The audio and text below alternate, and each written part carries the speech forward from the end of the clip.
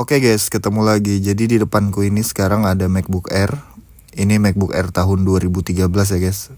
Jadi aku mau jelasin tentang plus dan minusnya kalau misalnya kalian upgrade SSD, terutama di MacBook Pro atau MacBook Air yang menggunakan SSD NVMe ya guys ya. Jadi kalian bisa nonton video ini dulu untuk nyari tahu minusnya apa sih kalau misalnya upgrade SSD. Karena di luar sana banyak yang ngalamin juga tuh upgrade SSD, laptopnya malah hang atau error, restart, overhead, dan juga nggak bisa di sleep. Jadi minus yang pertama ini aku jelasin, yang aku temuin ya guys ya, itu aja sih, satu minus itu aja yang aku temuin. Jadi kalau misalnya kalian pertama nyalain laptopnya ini, bootingnya itu ada jeda guys. Kalau kalian perhatiin tadi video ini kan aku nyalain tuh, terus ada jeda, dia jeda hitam gitu, layarnya nggak langsung muncul logo Apple. Kalau normalnya kan dipencet nyala langsung muncul logo Apple dan booting guys. Jadi ini ada jeda mungkin sekitar 20 atau 30 detik, terus masuk ke logo Apple, contohnya seperti ini. Untuk performanya nggak ada pengaruh apa-apa guys ya. Yang aku temuin sih minusnya itu aja, minus lainnya nggak ada. Jadi kalian misalnya mau upgrade SSD juga, aku saranin sih kalian cari yang original aja. SSD-nya jangan yang aftermarket. Tapi ya minusnya sih kalau misalnya kalian beli yang original tuh harganya mahal banget guys. Kalau ada pun juga barangnya second, bukan yang baru. Terus di sini muncul notifikasi incompatible disk. Jadi ini karena aku downgrade guys. Sebelumnya tuh kan aku install macOS Big Sur. Aku pikir jeda booting tadi itu karena OS Big Sur-nya. Ternyata aku downgrade ke Mojave, sama aja guys. Jadi itu aku kurang tahu juga penyebabnya apa ya. Untuk SSD-nya di sini aku pakai merek Crucial P1. Terus adapter SSD-nya aku pakai merek Syntec. Untuk kualitasnya itu menurutku udah bagus ya guys ya. Harga SSD-nya itu 950.000. Terus ada sama adaptornya itu bisa jadi 1,4 atau 1,3 tergantung tokonya jualnya berapa. Untuk spek MacBook-nya ini MacBook Air 11 inci 2013, RAM 4GB. Storage SSD yang saya upgrade ini jadi 500GB guys. Sebelumnya ini kan bawaannya 128 aja guys. Jadi ini di-upgrade ke 500. Terus di sini untuk konverternya detailnya seperti di gambar ini guys ya, di video ini. Adapternya. Jadi kalau misalnya kalian mau upgrade SSD MacBook Air atau MacBook Pro yang NVMe itu, kalian harus pakai adaptor guys. Kalau nggak pakai adaptor nggak bisa dipakai. Maksudnya nggak bisa dipasang gitu. Jadi wajib kalian beli adapternya. Nah, penyebab masalah banyak itu biasanya dari adapternya guys. Kalau kalian beli yang adapter murahan, itu biasanya MacBooknya bakal overhead, panas, terus nggak bisa di sleep, sering restart, error. Banyak yang ngalamin seperti itu sih guys ya.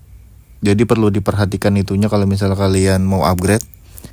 Untuk di sini aku coba mode sleepnya normal aja. Kalau kalian lihat video ini aku sleep nih, normal aja guys ya, nggak ada pengaruh apa-apa. Ini aku coba sleep lagi. Kalau misalnya kalian oke aja dengan booting yang ada jeda itu ya nggak masalah. Karena kalau sudah masuk di menu itu cepat-cepat aja juga, nggak ada pengaruh apa-apa, nggak ada pengaruh overhead, nggak ada pengaruh nge-lag, nggak ada pengaruh sering restart, terus nggak ada pengaruh di sleepnya, suhunya juga normal, nggak panas. Ini aku coba pegang bodinya juga nggak panas guys ya, kipasnya juga nggak berisik, nggak nyala. Jadi ya normal-normal aja. Dan juga kecepatan SSD-nya lebih kencang daripada yang bawaan originalnya ya. Untuk speknya memang lebih tinggi. Spek kecepatannya maksudnya guys ya. Ini aku mau ngecek suhunya. Cuma nggak tahu ini akurat apa enggak ya. Ini aku ngeceknya pakai Clean My Mac aja sih. Biar kelihatan suhu idle-nya itu berapa kalau nggak buka-buka aplikasi. Untuk suhunya di sini ada di 50 Celcius ya guys ya. Terus untuk ngeload CPU-nya di 1%. Jadi nggak overheat, nggak ada masalah apa-apa. Terus ini kan akuratnya juga nggak tahu akuratnya benar 100% apa enggak di aplikasi ini. Kalau menurutku sih kayaknya di bawah dari 50 guys. Soalnya ini kan cuma berdasarkan software aja, nggak langsung dicek pakai alat pengukur suhu gitu. Untuk bodinya sih ya kalau dipegang dingin, nggak ada panas, nggak ada hangat gitu, nggak ada. Terus kipasnya juga nggak bunyi. Jadi kan itu menandakan kalau laptopnya nggak panas. Gitu guys. Terus di sini untuk di indikator storage-nya di sini tulisannya bukan flash storage ya, melainkan solid state PCI Express drive guys. Seperti itu dia kalau misalnya sudah di-upgrade SSD yang aftermarket. Statusnya bakalan seperti itu. Terus ini aku mau coba untuk speed test SSD-nya, kecepatannya. Ini juga aku nggak tahu ya akurat apa enggaknya. Karena kan biasanya kalau di Windows kita pakai Crystal Max itu guys. Kalau di sini kan pakai software beda juga. Jadi aku nggak tahu sih seberapa akurat software ini. Intinya lebih kencang daripada SSD bawaannya guys. Untuk speed test pertama ini rate-nya ada di 907,9 Mbps tadi guys ya. Terus di read-nya ada di 1428,8 Mbps. Kita coba speed test beberapa kali, siapa tahu naik. Jadi ini aku coba-coba dulu guys ya.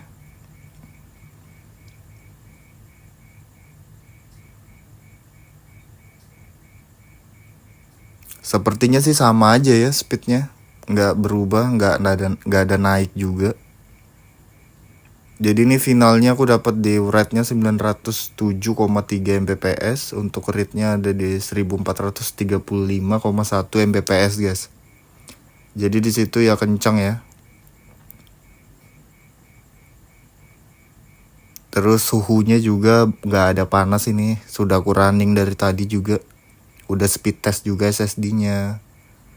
Terus di sini indikatornya menunjukkan 58 Celcius guys ya. Kayaknya sih nggak akurat sih.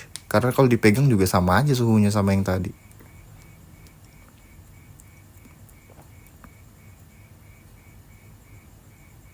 Jadi ya gitu. Kalau misal kalian mau upgrade SSD ya pastikan aja sih kalian beli adapternya yang bagus kualitasnya. Terus merek SSD-nya pilih yang ada mereknya lah ibaratnya guys. Jangan SSD yang gacha. Karena banyak juga kan SSD yang gacha di sana. Terus ini aku mau coba untuk multitasking ya, seberapa cepat, apakah nge-lag atau enggak. Buka-buka tab browser gitu. Di sini kencang-kencang aja guys, lebih kencang daripada yang originalnya sih kalau aku rasain. Tuh kalau kalian lihat, buka tab banyak juga nggak ngaruh apa-apa. Performanya juga ya sama aja sih.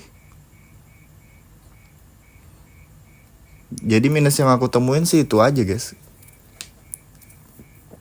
Yang di awal tadi, booting di awal itu aja. Ini buka-buka aplikasi, buka browsing, sambil ngerunning lain-lain, normal aja, cepet-cepet aja. Gak ada pengaruh apa-apa. Plusnya sih kalau misalnya kalian upgrade SSD yang aftermarket, harganya lebih murah daripada SSD originalnya ya guys ya. Terus garansinya juga panjang. SSD yang NVMe ini kan garansinya yang krusial ini ada di 5 tahun guys garansinya. Minusnya ya itu kalian beli adapter lagi. Terus nggak tahu ada minus apa lagi nanti kalau misal kalian sudah pasang, apa ada error atau apa. Ya yang paling penting kalian pastikan aja kalau beli adapternya yang kualitasnya bagus. Terus tanya juga ke sellernya apa compatible buat macOS, MacBook.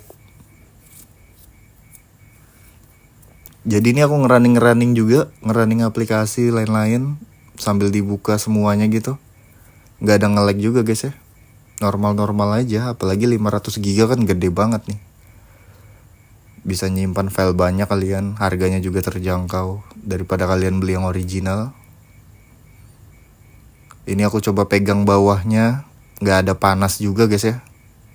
Kalau memang overhead kan harusnya panas, terus kipasnya juga bunyi kencang, di sini nggak ada. Untuk fungsinya semua normal juga, nggak ada masalah apa-apa. Coba deh kalau misalnya kalian search tentang upgrade SSD MacBook yang tipenya NVMe gini, pasti banyak banget masalahnya orang-orang tuh. Ada yang overheat, ada yang aneh-aneh pokoknya guys. Jadi di sini yang unit yang aku review ini ya minusnya itu aja guys ya. Minusnya cuma ada jeda di booting itu tadi aja guys. Nggak pengaruh juga sih, nggak ada pengaruh apa-apa. Cuma itu aja, kalau misal kalian perfeksionis mungkin agak keganggu. Tapi ya nggak ada pengaruh apa-apa guys. Jadi mungkin itu aja.